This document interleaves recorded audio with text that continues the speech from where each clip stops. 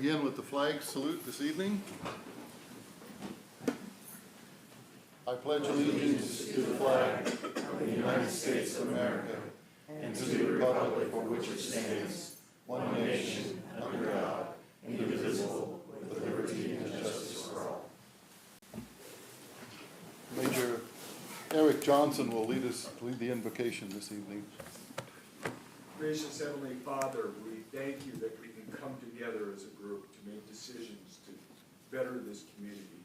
We ask that those decisions be guided by you, that they might benefit more than just those that are bringing their concerns, but each one that lives in our community. Thank you for the men that are and women that are giving their time to listen to these concerns and make decisions. We pray this in Jesus' name. Amen. Amen. Thank you. We're open for public input. Any public input? Seeing none, we will move on to our proclamation. Dr. Gupta, would you come forward, please? And I'd like your colleagues to come forward also.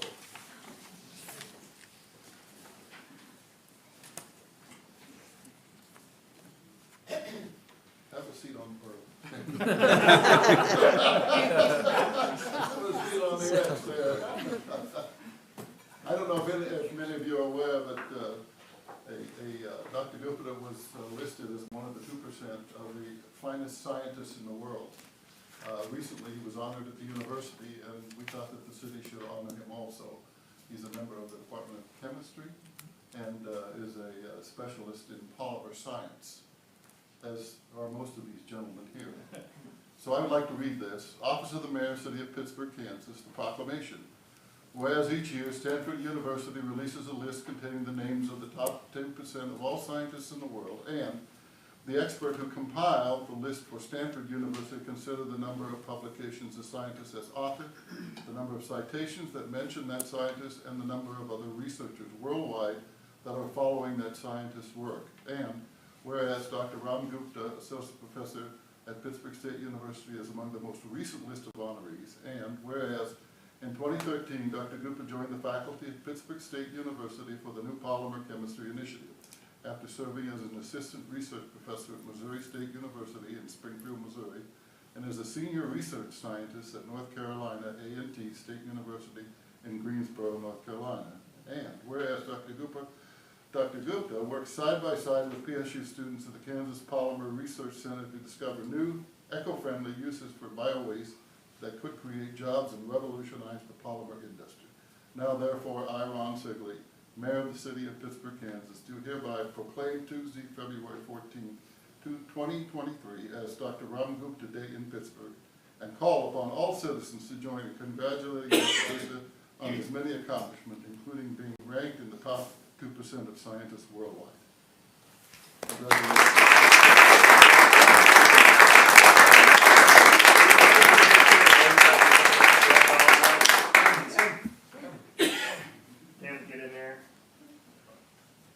You should get it. No. All right, this way, please. Right here. Here we go. Thank you. Thank you, sir. We're good. Thank you, Arun. You're gonna get an honorary PhD.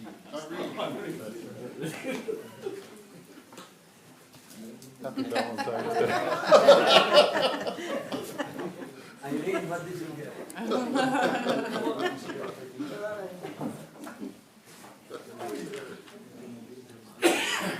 Okay, we'll move on to the consent agenda. Do we have any pulls from the consent agenda from the commission? None? None? Okay. So we'll have a roll call vote for acceptance of the consent agenda. I move approval of the consent agenda. Second. Been moved and seconded that we approve the consent agenda. Brooks? Yes. Height. Yes. McNay. Yes. Mansell. Yes. Sigley. Yes. Moving on to the special presentations now, the Sustainability Advisory Committee Annual Report.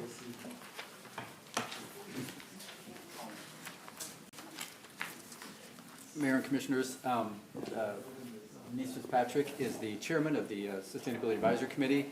When it was originally established, we set up a rule that they would have to come to the commission on a regular basis and kind of give a report out in terms of their activities, what they're up to, so you guys can know, you know, what nefarious things they have in their minds. So, but I think Denise has graciously offered to come and give you an update as to what the Sustainability Advisory Committee meeting is doing. Thank you, Jay. I appreciate this opportunity to come tonight and share what we've been up to this past year and some things that we're looking forward to in 2023. The Sustainability Advisory Committee began in the summer of 2018 with the purpose of providing guidance to the City Commission on issues relating to sustainability programs and practices in Pittsburgh. A top priority for us has always been support of the Southeast Kansas Recycling Center. We currently share 3 board members, so we have a really close relationship with the center and stay informed about their operations and their needs. We feel we're very fortunate to have this service locally and believe that its success is vital to the sustainability of Pittsburgh. We hope there can be an even stronger commitment to recycling by the city in the future. Our board members have been involved with 2 important initiatives this past year. George Weeks worked to promote adding routes to the community transportation buses. This public transportation system, as you know, is well used, and we really appreciate your support in making that growth possible. Second, thanks to the work of Dr. Jim Triplett, Pitt State, the Colonial Fox Theater, and the city, there will soon be an electric vehicle quick charger installed in downtown Pittsburgh. This will literally put Pittsburgh on the maps for travelers in electric vehicles and give visitors another reason to spend some time in our downtown area while they charge their vehicles. So we're excited about that. Another thing that we're looking forward to is a native plants model garden. A citizen reached out to us encouraging the city to promote the use of native plants and grasses in landscaping instead of lawns requiring lots of water and chemicals. We began working with Jesse Gilmore from the Crawford County Extension Office along with some master gardeners to develop a small native plants garden. It will be next to the Pritchett Pavilion. This garden will hopefully be introduced at our 3rd Earth Day celebration on April 22nd. Our first event was in 2019, and last year we held our 2nd live celebration, and both years several hundred people attended. We hosted about 30 area nonprofit organizations, educational groups, city departments, and businesses to raise awareness about environmental responsibility, opportunities, and resources in our area. It's really a fun day with lots of family-friendly activities. There's food, there's live music. And so if you haven't attended before, I hope that you will consider joining us this year on April 22nd. The Pittsburgh Area Young Professionals and Pittsburgh Beautiful are 2 community groups that used Earth Day event to raise awareness for their community cleanups that they had scheduled. Several of our committee members volunteered with these groups for the cleanup last year and more recently in January north of town and around the recycling center. As your commission has also discussed, we are very concerned about the amount of litter in and around Pittsburgh. We are dismayed by the amount of trash that's visible sometimes in our city. A great deal of this is plastic bags, cups, straws, and packing materials. Our committee shares the opinion that this must be a joint community effort by homeowners, students, businesses, and the city. We're looking forward to the Spruce Up Pittsburgh town meeting on February 23rd to make some plans to address these issues. Sustainability means meeting the needs of the present without compromising the ability of future generations to meet their own needs. So the focus and efforts of our committee are really about the future of Pittsburgh, and we appreciate the opportunity to be involved. The other committee members are Nancy Scott, who's here tonight, so appreciate her being here, Dr. Jim Triplett, Andrew Willett, and we're excited, as you know, because you appointed him, but we have a new younger member who's a resident and also a Pitt State student, Tucker Jessup, so we're glad to have him join us. Thank you. Thank you. Thank you. Denise? Item B, the Land Bank Annual Report.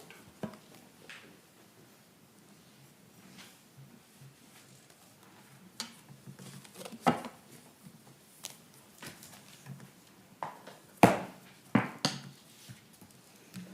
right, good evening, Mayor, Commissioners. Just to start out a little bit, for those that don't know a lot about the Pittsburgh Land Bank, I was just going to read a little bit of information about that. The Pittsburgh Land Bank is an independent agency and instrumentality of the city with the primary responsibility and authority to efficiently acquire, hold, manage, transform, and convey surplus city properties and other abandoned, tax foreclosed, or otherwise underutilized or distressed properties in order to convey these properties into productive use. Every transfer of property from the Pittsburgh Land Bank will be accompanied by a development agreement outlining the final use of the property as well as accompanying timelines. The purchase price for land bank properties is set at 75% of the appraisal price. Appraisal price is determined by the Crawford County Appraiser's Office. Completed property purchase applications, development agreements, financial documentations, and land use review forms will be presented to the Board of Trustees at their regular meeting, who will then vote to approve or disapprove the development agreement and sale of the property. The Land Bank Board of Trustees meetings are held the last Thursday of each month at 8 o'clock in the morning at City Hall. To review the last year, the Pittsburgh Land Bank sold 5 properties and acquired 12 new properties. The current inventory is 67 properties. The land bank produced a revenue of $15,701.01. Expenses for the year was $18,867.43. Revenues over or under expenditures, they were actually negative $3,166.42. However, as of December 31st, the cash balance in the land bank is $21,934.58. I would like to thank Deanna Gehring, a city employee, and also the Board of Trustees for all of their work in considering these purchases and development. It's pretty exciting to see things go from dilapidation to new. If you have any questions, I'd be glad to answer those. And as for the Board of Trustees, you'll see there, Kayla Spigarelli was termed out, so Bill Wachter is our new board member there. And that's it. Thank you. Thank you. Yep. We'll consider the following. A, Lorenz House Development LLC request, consider the recommendation of the Economic Development Advisory Committee to allocate up to $8,750 to reimburse Lorenz House Development LLC for infrastructure improvements to the property located at 203 North Broadway. Approve or disapprove the recommendation. All those to approve? You're gonna talk? Okay. Johnny's on. Good evening, ladies and gentlemen of the board. It's gone silent. Can you hear me at the moment? Just a second. Can you see us, Shawnee? Can you see us, Shawnee? I can. Okay. Sorry. Oh, no, you're good. Be You're quiet good. until you're ready. Yeah, hold on just a second here. Okay. All right, so go to that. Okay. Yeah, it's the other one. There should be another presentation. It's not that one? No. I wonder if it's the PDF here. Yep, that's it. Okay, all right, thank you, Jay. Thanks for your patience, Mr. Mayor, members of the commission. Excited to bring you a project tonight that came before the Economic Development Advisory Committee a couple of weeks ago. Shawnee and Josh Lorenz, who have a history of successfully renovating downtown property here in Pittsburgh. They most recently did it with a property at 107 East 4th Street, or pardon me, East 7th Street, next to the Morning Sun. They did a great job with that building. Now proposing to do a similar renovation to a property at 203 North Broadway.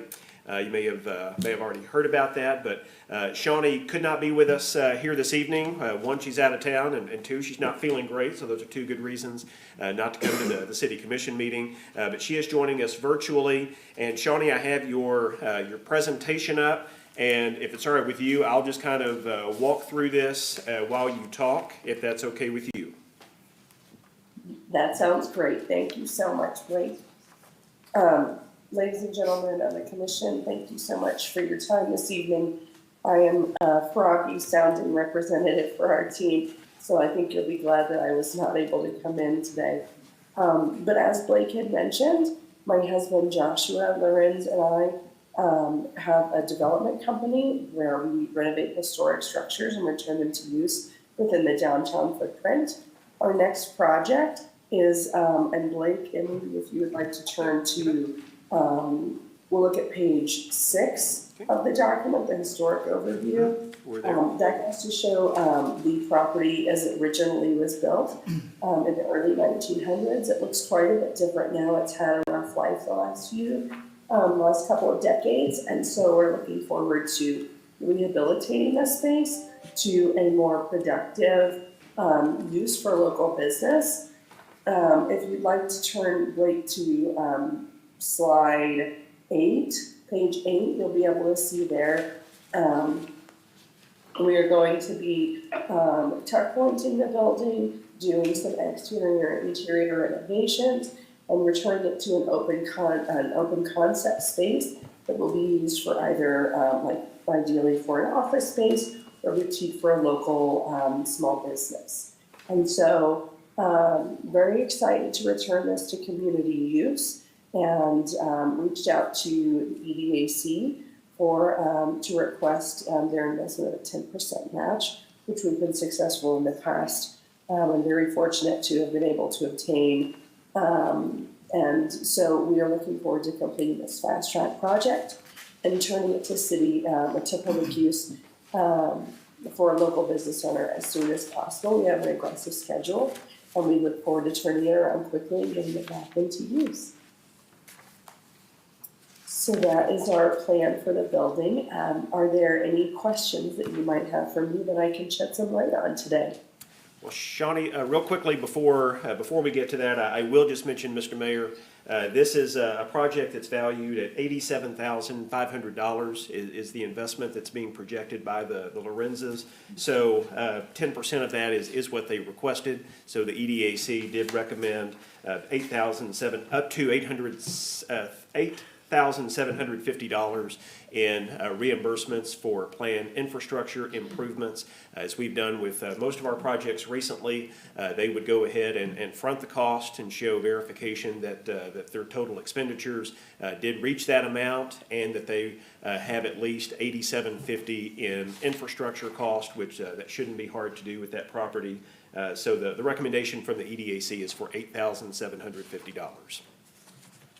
So if you have any questions for myself or Shawnee, we'd be happy to answer those.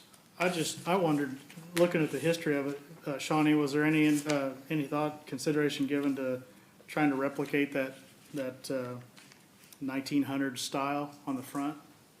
So the historic facade that you see in the document there, that is actually, it's gone through pretty significant changes, including structural changes since that time. There is no longer structure in place to have the building open as it is shown there. However, we will be using a historic awning. We're actually going to be returning on the other sides of the building. There are peaks with stone caps placed atop of them. And that for some reason that was removed. Those were added around the 1920s, and they have since been removed.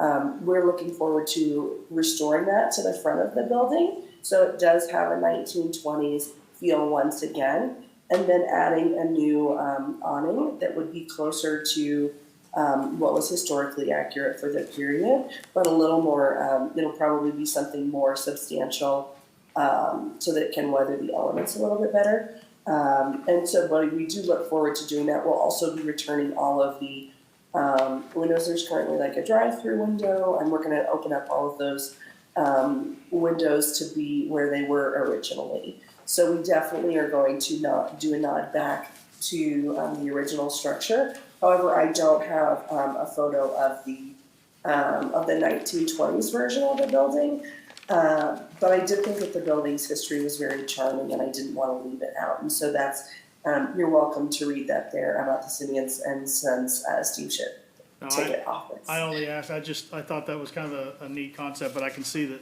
looks like somebody extended the brick wall a little further out. I think your concept drawing looks great, though. Thank you so much. I would move to approve if nobody else has any discussion.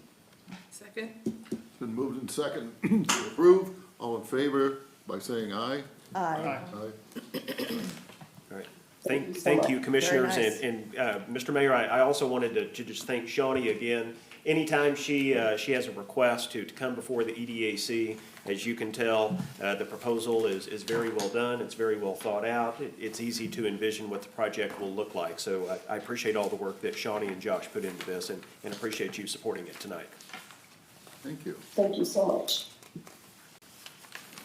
We will move on to resolution number 1264. Consider staff recommendation to adopt resolution number 1264 indicating the intent of the governing body of the city of Pittsburgh, Kansas to issue certain taxable industrial revenue bonds in an aggregate principal amount of not to exceed $6 million for the purpose of purchasing, acquiring, constructing, furnishing, and equipping a commercial facility in Pittsburgh, Kansas, and paying certain costs of issuance therefore.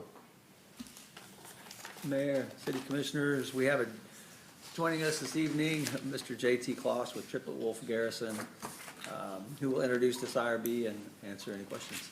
Thanks for being here. Thank you. Mayor, Commissioners, what you're going to consider tonight is a very first step as to whether or not you would consider your intent to issue industrial revenue bonds for the benefit of the Washington School Project. Before I explain what that means, I'd like to take a moment and just remind you and the public what IRBs are so there aren't any confusion. And if you understand all that and I'm wasting your time, you can just tell me. No. Okay. Well, industrial revenue bonds confuse people sometimes. The way they work is the city does in fact issue bonds. In this case, they'd be acquired by a local bank and or perhaps Point Forward, a local 501c3. They would buy the bonds and contribute all the money. The money is then used to construct the project, in this case, the substantial renovation and the new additions to the Washington School for a daycare facility.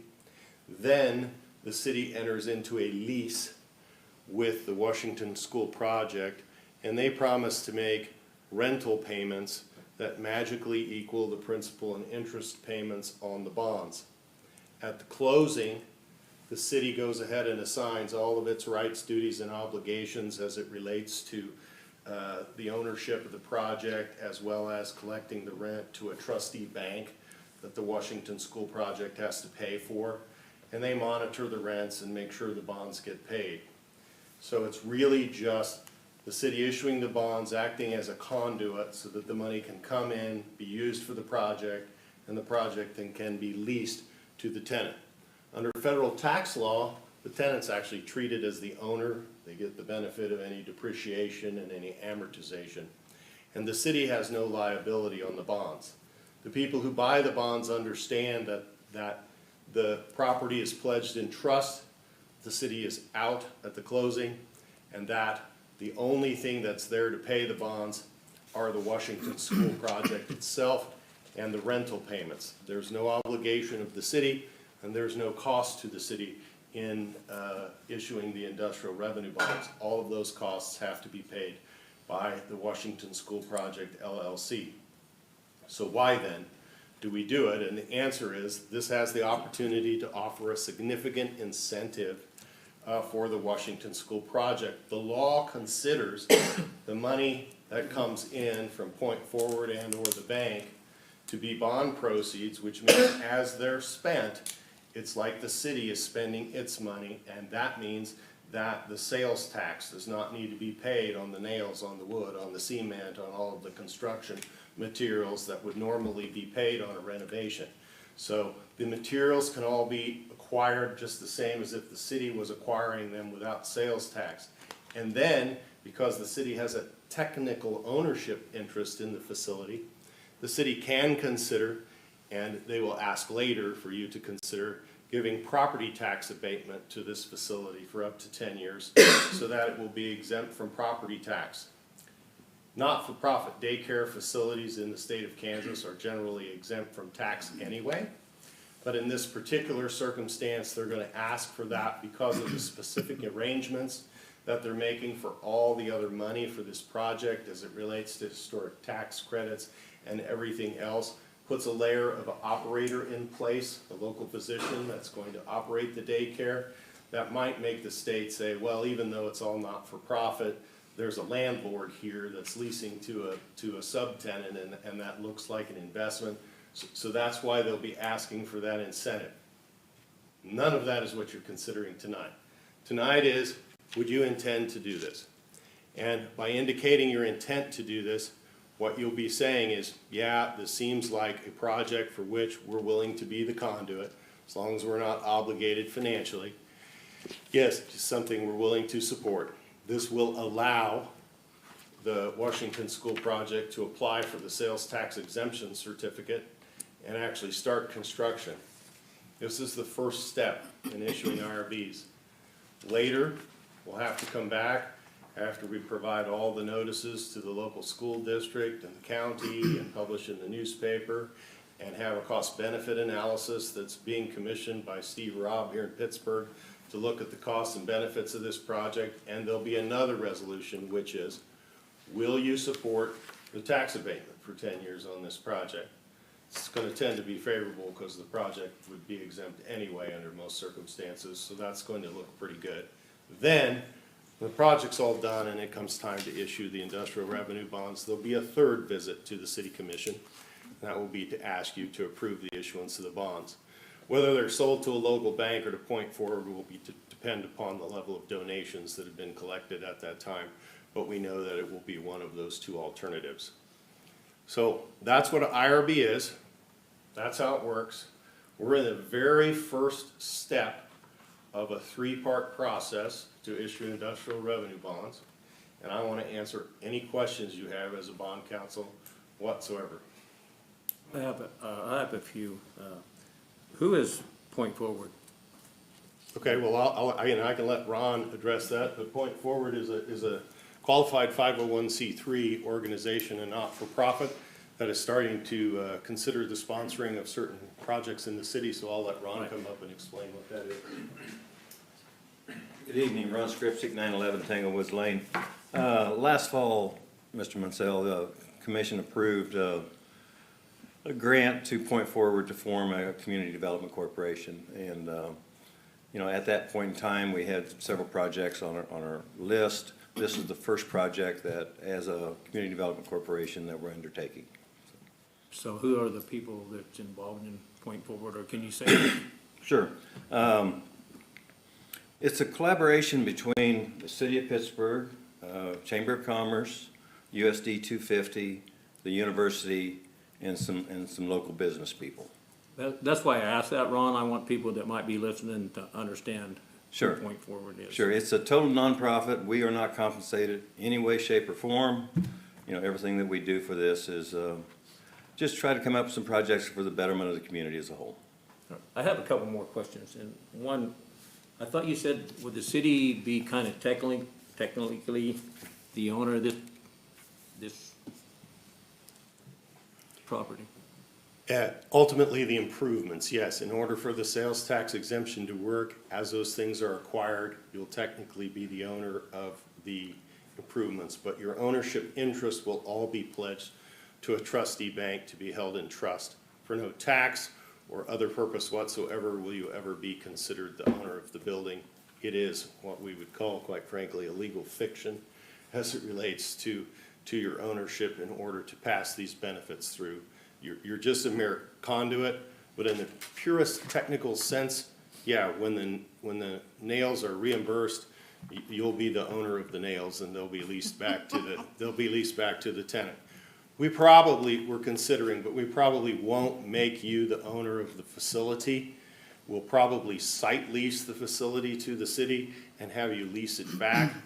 And the reason why I would consider that, as opposed to you're actually taking title to it, is there are some potential circumstances when I tell the city that you're not liable for anything. I don't want you liable for anything, And as a mere site lease, you wouldn't have your name in the string of titles. So if, for instance, any contamination or anything were found there that occurred 30 years ago, we would not want the city to be held responsible. So what we'll do is a site lease and a lease back in order to get that rent to make those payments. And my last question is, I think you mentioned that maybe, how long is this for? Did you say 10 years?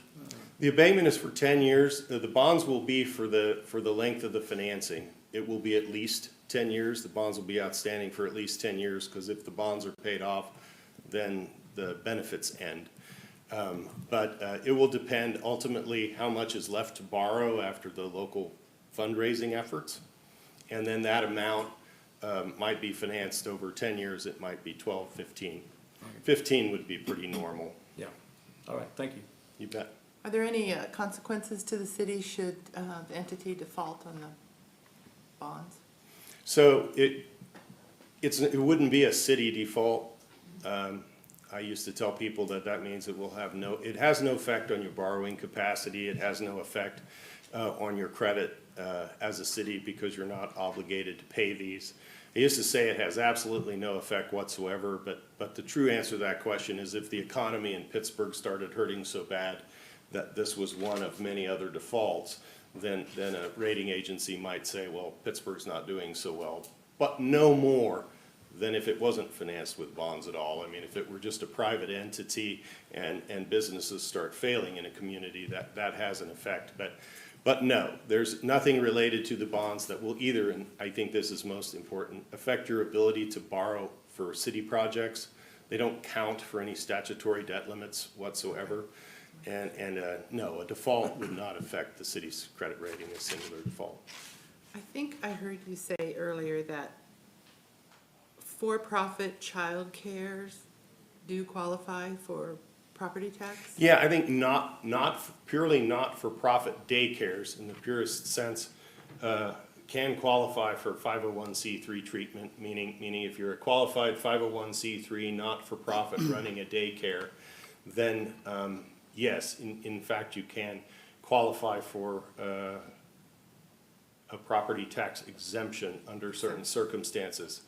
However, it has to be purely owned by the 501c3, operated by the 501c3, and run as a 501c3 daycare. And here, where we have layers of ownership, there's no assurance that the Board of Tax Appeals would be willing to look through all of that, even though everything's going to be not-for-profit, and say, yeah, this is okay. So this is a belt and suspenders technique, quite frankly, for this. It would not apply to a for-profit institution. For-profit daycare is taxable in this state of Kansas. So if a for-profit childcare center was the leasee of this building, then they probably wouldn't qualify. That is exactly right, yes. For the purpose of this consideration tonight, we're in essence acting as a reference so that you can apply for the IRBs, basically. Is that Yeah, simplistic? I think it's a little more than that. I Yeah. mean, I think you're starting a process. In other words, if you didn't support this project and you didn't want to do this, I would not want you to adopt this resolution of intent tonight, because among other things, it's going to cause my office to start preparing notices and publications to tell everybody that we're considering doing it this way. We're gonna have a public hearing where the entire public, if they want to, gets to come back and say, yes, I like this, or don't like this. It will be in front of this commission. So the answer to your question is yes, it's how they get the sales tax exemption certificate to get started, but it's also sort of your intent. So if this is not something you would touch with a 10-foot pole, do me a favor and don't adopt it, because it's going to be a lot of work that's going to start moving in this direction. I think we can all agree childcare was a common theme in at least the election that I went through. The community needs more childcare. What are you doing about childcare? So I think it's a great idea from what you presented, and I would happily move to approve this. I have one more question. I haven't said anything yet. I'm sorry, Cheryl. That's all right. Go ahead, Chuck. Would this, could this work for any other people in the childcare business? Could they apply for the same situation, IRBs and a property tax? This is not, this is not a childcare tool. I mean, this is something that we've done before for a hotel in town recently. Any large commercial development, I think, would be, that's looking for financing would be able to ask us for something like this if they thought it was.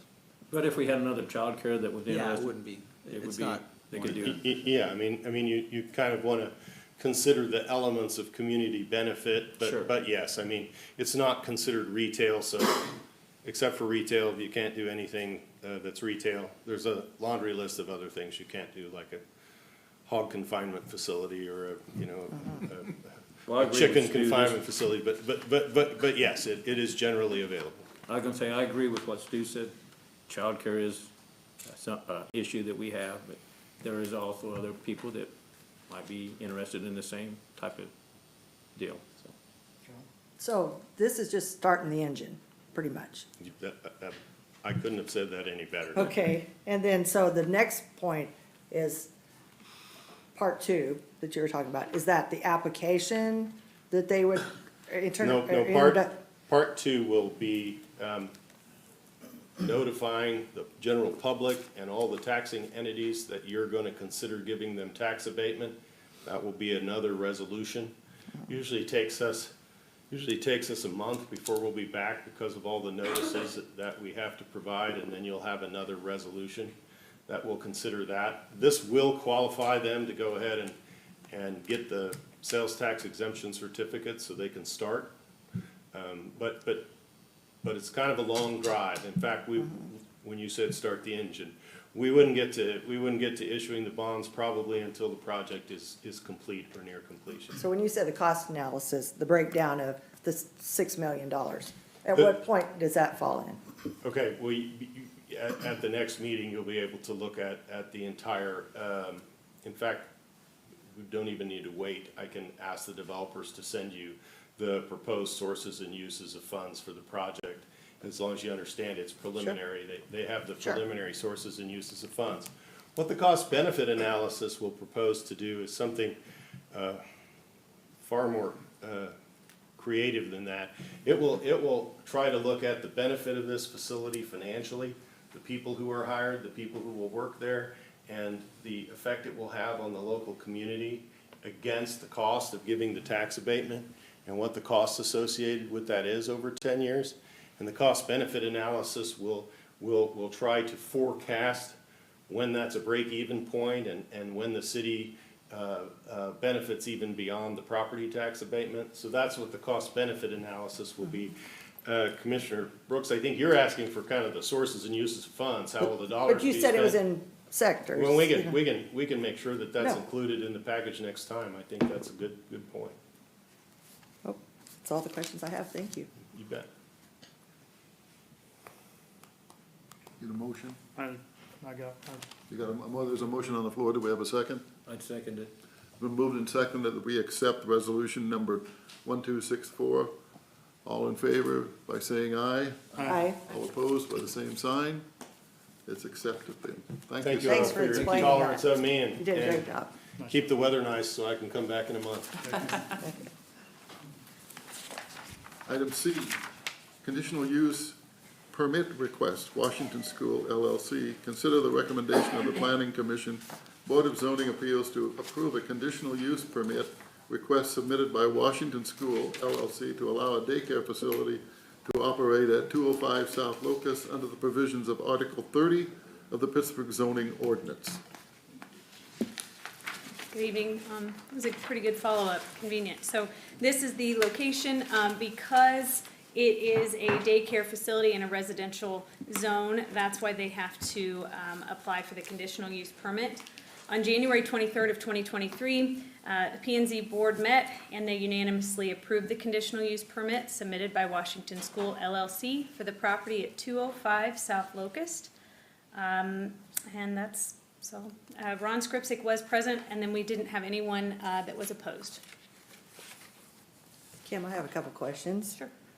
Who actually, it says the property owner's information. I have the packet from the P and Z meeting. Point Forward Incorporated, care of Washington School LLC. Are they the same or are they different? Point Forward's the CDC. Hi, Ron. You're correct. Point Forward is the Community Development Corporation. We set up another separate corporation called Washington School LLC. Washington School LLC will be the one that actually does the remodeling and renovation of the facility. And then once it's complete, then it's, the ownership then goes back to Point Forward. Oh, I got you. Okay. Is it zoned residential now, or is it commercial and industrial? It's zoned RP3. RP3. So, Jordan. On the county's website, it says commercial and industrial. Did they change that to residential? On ours, it's RP3. RP3.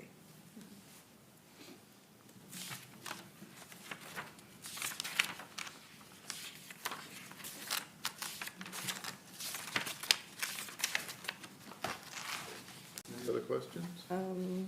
Maybe one here.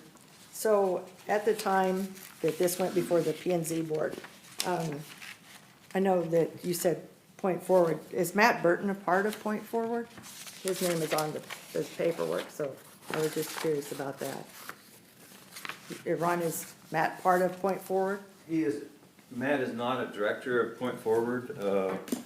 Matt, through his expertise with the Vecino Group, is helping us on this project, and the Vecino Group is the group that's actually doing all the architectural work, engineering, and schematic drawings right now.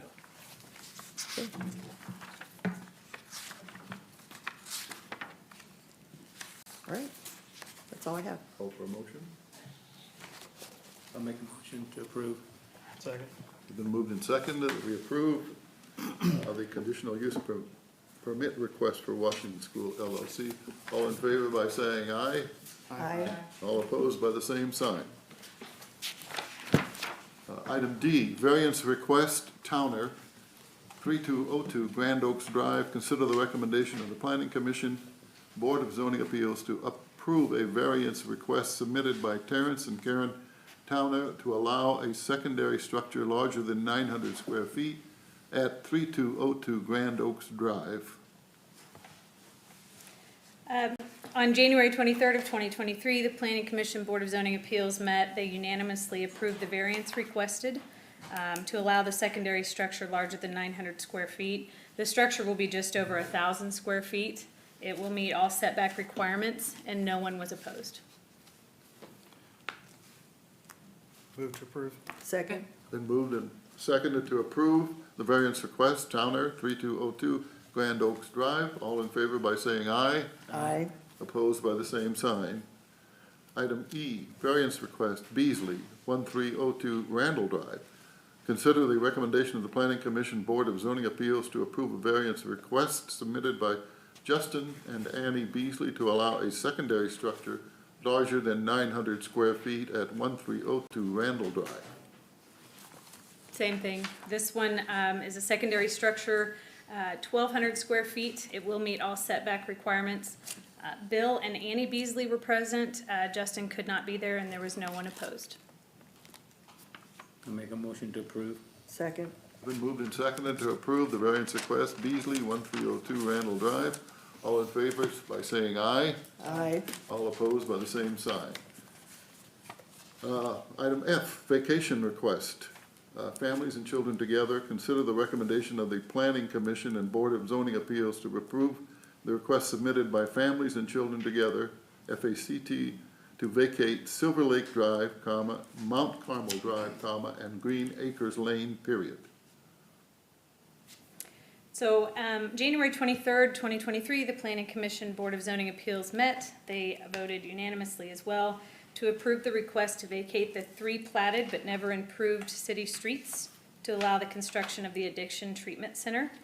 Mark Warner and Heather Spohr were present. They are here this evening if you do have any further questions in representation of Crawford County Mental Health and FACT. No one was opposed. Move to approve. Second. Been moved and seconded to approve. All in favor by saying aye. Aye. All by the same sign. G, Four Oaks Golf Course mowers and equipment purchase. Consider staff's verbal recommendation to purchase mowers and equipment in the amount of $284,508.32 for the Four Oaks Golf Course to be used by the Parks and Recreation Department and to enter into a 5-year lease purchase agreement with the financial institution for the purchase. Good evening, Mayor, Commissions. This is our 5-year lease plan. It's just rotation of fleet equipment out, replacing the older, high-hour stuff with new equipment that will be on a 5-year lease. There's several pieces of equipment for Four Oaks, one large mower for the Parks Department, and then we'll be trading in 4 pieces of equipment, and the remaining units will be surplused out. Toby, after a 5-year lease, do you buy these pieces of equipment, or? Yeah, we currently have that option, and we'll have to, I think it's like $1 buyout. We'll have to do that because of availability on some of the equipment. I mean, there's an extraordinary long lead time on equipment that's not in stock or produced, so we'll have to exercise that. Once we get the replacement in, we'll put that on Purple Wave. And That's what I was gonna ask you, do you use it somewhere else, or you put it on Purple Wave? yeah, we'll use it as long as we can, Chuck, and then once it's outlived us, we'll put it out there for somebody else that can use it. Right. Move to approve. Second? Been moved and seconded to approve the Four Oaks Golf Course mowers and equipment purchase. All in favor by saying aye. Aye. All opposed by the same sign. Ordinance number S 1092. Consider approval of the ordinance number S 1092, an ordinance to submit to the qualified electors of the city of Pittsburgh the proposition continuing to levy a city retailer's sales tax in the amount of 0.5% within the city of Pittsburgh effective January 1, 2024, and to continue for a time period not to exceed 10 years from the date such tax is first collected. Mayor, city commissioners, Jay's gonna do me a favor and whip through my 5 slides for me up there, but, as most of you hopefully remember, 10 years ago, or 9.5 years ago, we addressed, public safety issues on several fronts through fire and police departments by passing a sales tax. We've been busy. This is at the end of this year, the sales tax will expire, so if you'll, bear with me, I'll rip through a little PowerPoint here to kind of bring you up to speed on where we are and what our recommendation is tonight, and then we have an ordinance for your consideration. So, Citizens Committee started meeting in December. Brooke Powell, Monica Mernan, Ron Marone, Shane Kennar, Vince Van Beesler, Larry Fields.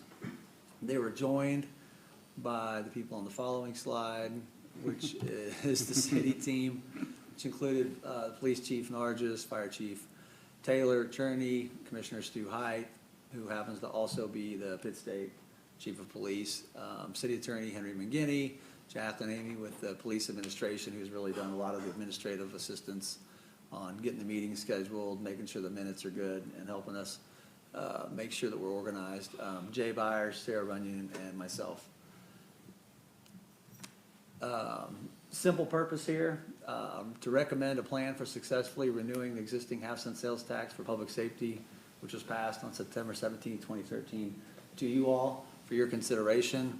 Like I said, we've met regularly since December, and we've done a few things that stand out. We've had a lot of conversations. We started out by just reviewing the expenditures and revenues over the last 9 years. There's also a city's website that we've maintained since they originally passed the tax, so you can go out there. It's been updated every month, so anybody that has an idea of how it's been spent, it's got some graphs. It's been very well maintained.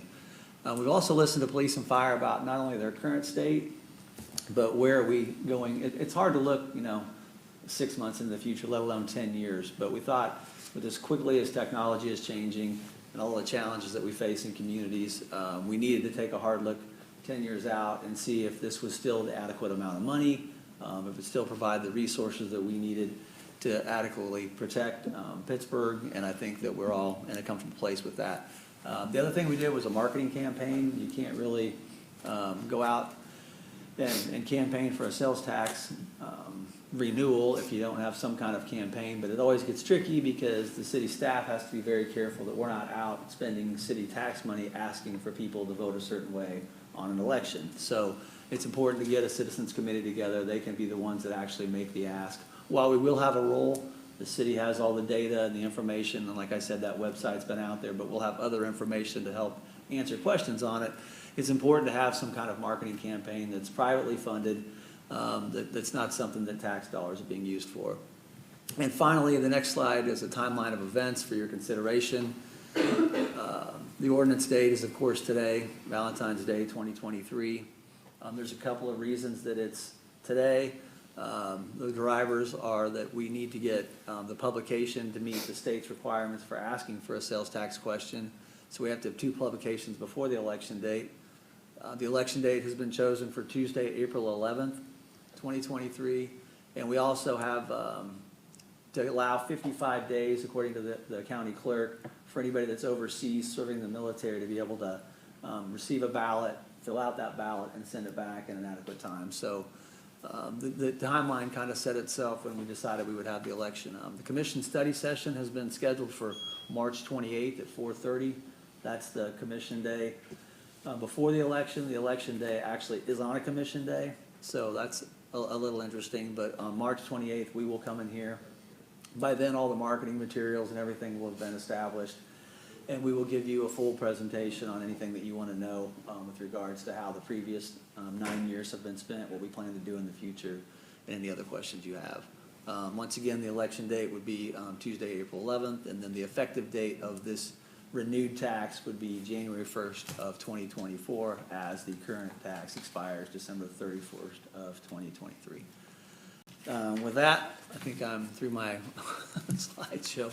I believe Henry has the ordinance in front of you. It wasn't in the packet because we were obviously still drafting it, and the committee met last night, so we wanted to not give it out and have erroneous language in it. But that's the final language, that's the final ordinance, and I'd be happy to answer any questions. Darren, where are we on our police and firefighters levels, employment-wise? Are we fully staffed in each department? Oh, no, I don't think I have a department that's fully staffed, but we do have, I think we have 3 or 4 vacancies in the fire department, and we've got, so my best guess is that we've got at least 10 in patrol. We had an update this morning, we have 6 applicants that are currently in the process. So about 5 years ago, we decided with police specifically that we would just do continuous hiring because the challenge is always to get police officers. So I think we do a good job of that, but I think the numbers that I've seen were consistent with most police departments. But I think we're doing a lot to attract people to Pittsburgh. I think we have an exceptional police department. And so if you want to be a police officer in Southeast Kansas, we want to make sure that you understand that Pitt State, Pittsburgh, it's a good place to be an officer. So we're down, we'll probably always be down a few positions, Commissioner, but our goal is, I think we'd feel real comfortable if we could get to where we're just down probably 4 or 5. Obviously 9 or 10 is a lot, but like I said, we have a lot of people in the pipeline, so, and it's February, so we'll see. Well, the reason I asked that, I know our fire department, it's a big deal that we have an ISO rating of 2. Should we still do, Taylor?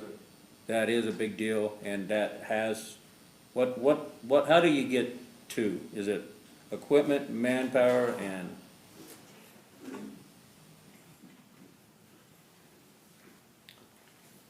Good evening, Commissioners, Mayor. Yes, here, after we had first passing of this public safety sales tax, through the equipment, through the training, the manpower, that is where we reached our level of ISO to get to a 2 from a 3. 1 is the absolute best you can be. That is a large metropolitan department. Excuse me. For a department of our size, a city of our size, to reach a 2 is an incredible accomplishment that we can take back to what we have gained through this sales tax. Currently, we are down 3 people. We are hiring. We've got testing next week, or this weekend, actually, with a good pool of candidates. I'm excited to see come through and hopefully get that rounded out. But I guess on to your question of getting to that ISO, yes, that is training. That is equipment, apparatus. and then obviously the manpower to operate all of this equipment. Well, that's what I was gonna say, Taylor. I worked there for 25 years and we was the three for 25 years. And you said because of this sales tax, the first time, that's what we got to. Yes, sir. ISO 2, and that's a big deal because it's insurance premiums, that the businesses and homes. Absolutely, it's, So it's a big deal that we stay at it too. Yes, And sir. because of that sales tax, we got to it too. yes, sir, absolutely. Good job, Taylor. I think that everybody understands, if you have a home and you apply for insurance, let's say you're applying for the first time or another insurance company, one of the first things they're gonna ask you is, what's your fire department? Where is it? How far are you from a fire hydrant? And that's gonna make a big difference in premiums down the line for you. So we need to keep up the standards that we have now and continue to do it. And this tax has made it easier, along with the equipment we can get, as well as for the police department also, in the new form of cameras and stuff like that. Only since I've been on board have I seen that, so we need to consider it. Yeah, we've been very fortunate that, over the 10-year span, the cost of things have gone up so much, but because we're a growing community, our sales tax, this is derived from the sales tax, has increased at a comparable rate. So we've been able to keep up with it, because the fire engine, for example, that we bought in 2013 was $750,000. We spread it over a lease payment of 10 years for $75,000. Because of the growth of the sales tax, we'll be able to replace another engine now that has 22 years on it, that would probably that's going to be about $1 million and $100,000 a year. But because of the growth of the tax, we're not gonna have to give up something else that we're currently doing to do that. So it is a good revenue stream. We're real proud of the departments. I'm very proud of that citizens committee and the time that they've put in. Those are all busy folks, as you are, and I think that we're in a good situation where we can put out a strong campaign and hopefully in April have a positive election and continue what we're doing. Okay, has everyone, members of the commission read the ordinance number S1092? Yes. So we'll need I move to approve it. Second. been moved and seconded to approve ordinance number S1092. All in favor by saying aye. Aye. All opposed by the same sign. Thank you. Non-agenda reports and requests. Seeing none. The mayor's moment for just a session. Just to remind everyone that on Thursday, February 23rd, from 6 to 7:30 at Homer Cole Center, who should attend? Everyone is invited to attend. Civic organizations, volunteer committees, businesses are also invited. Civic groups primarily, we'd like to see, schools even, whoever. Not gonna hand out any beer, but we're gonna be there. Purpose of the meeting is to gather input and ideas from community members and identify specific needs. This is not a gripe session. Please understand that from the beginning. This is a solution session. We want solutions, ideas, we want to fix the problems in the city as far as sprucing up the city goes. Flyers will be available at City Hall, the city's social media pages, Facebook, Twitter, Nextdoor, the city's website. A bulletin is running on Channel 6 and 406, the Morning Sun newspaper. What time again? 6? It's 6 to 7:30 p.m. Thank you. Okay, now, we have to go into executive session because we have, it's necessary to discuss personnel matters of non-elected personnel pursuant to KSA to discuss the city manager's 2023 goals. Mayor, could I ask if it's agreeable with the other commissioners, could we amend that to 15 minutes and then come back and ask for more time if we need more time? What does it say? If I need to put that in the We'll form of need a a motion. motion to amend it. So moved. What does it say right now? 45, we Oh, don't need. yeah. I would, 15's fine with me. All in favor, say aye. Aye. Okay. On your mark, that's it. Pretty easy.